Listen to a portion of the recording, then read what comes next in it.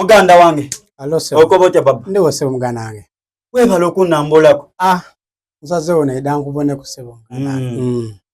Olwo omulimu gw'otukozeemu. Eka nsooke n'okusiima. Essebo. Olwa TV eno tujja kugyeta kyano, nda kugyeta TV. Kuba eno buti yafuuka TV. Kuba abantu abagibaaku bangi ino kuba iwo baba naye kairi abagibaaku kuba tugibaaku bantu bangi ino. Kati mwe mwakoba muti ngai mwaba ham electronics. Era nakobye nti olwo omulimu Dr. Hussein gwakoze mu bantu eka nsukire mu nje nkole ki ndide embise wano business malobozi gange abitire wane eno nange business yange ngai mwaba ham mutunda che ebyamaani ino menera mu kwa abantu kansoke no kuba wendagiriro ham electronics aganibwe magamaga kibuga magamaga town awo otutuukaku nga tuba n'ebyamasanyalaze byona buli kigimagana masanyalaze olikwenda TV size ki olikwenda ufe ekuba omunine bayadema kuulira mulere diri wodona olikwenda pasi olikwenda pako olikwenda ki byamasanyalaze byabena sola battery byona amasimu so mwateme mwakanti Dr. Hussein nyono nasobola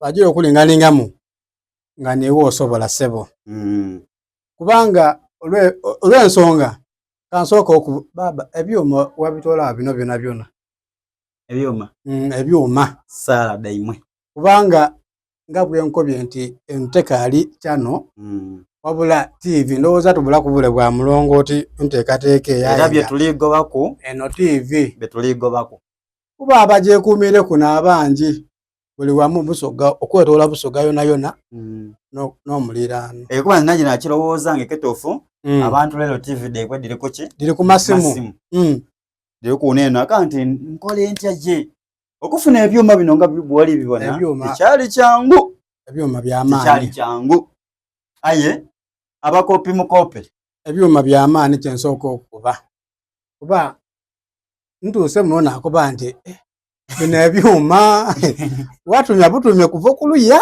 yatumyayo kusonda mpola tujje nga sonda nikwenda nze ekiroto kyange kyakwigusa ndongo ya busoga oyambye abaana b'ebusoga eno ni chane tasosola lwemba neno kyano yonka jensoso kubaana ebusoga kino ntuuka okikuba nti neewo osobola omulimu guno nga twetooire busoga yona zira kusobola neewo osobola kubanga tososola mwembi tososolani aida yoli omwaniriza ate wawayana ebulungi ate wamugwera kutoyenda yavawo ng'akoze ki ng'asiimye lwakuba nti okalibwa agema ku ndongo yeraye eyawano era eno bwenaalema nga lwaki tegebwa omatiiza wano buli muntu ife twamala okwikiriza nga Dr. Hussein asobola okutukoleraku buli amaloboozi ge gabitira wano eno gatuukawo abakayenzi gatuuka ku bantu so tuweku enamba edde omulimu gwo nga nkali ku namba nakinirabiremu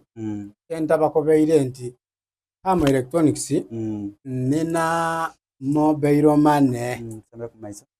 mobile money nti olikwenda kusindika sente olikwenda kutolayo sente dibaawo ate mu bungi oida bakukolaku bakusindika bakutolaku yona eriwo awo wene awo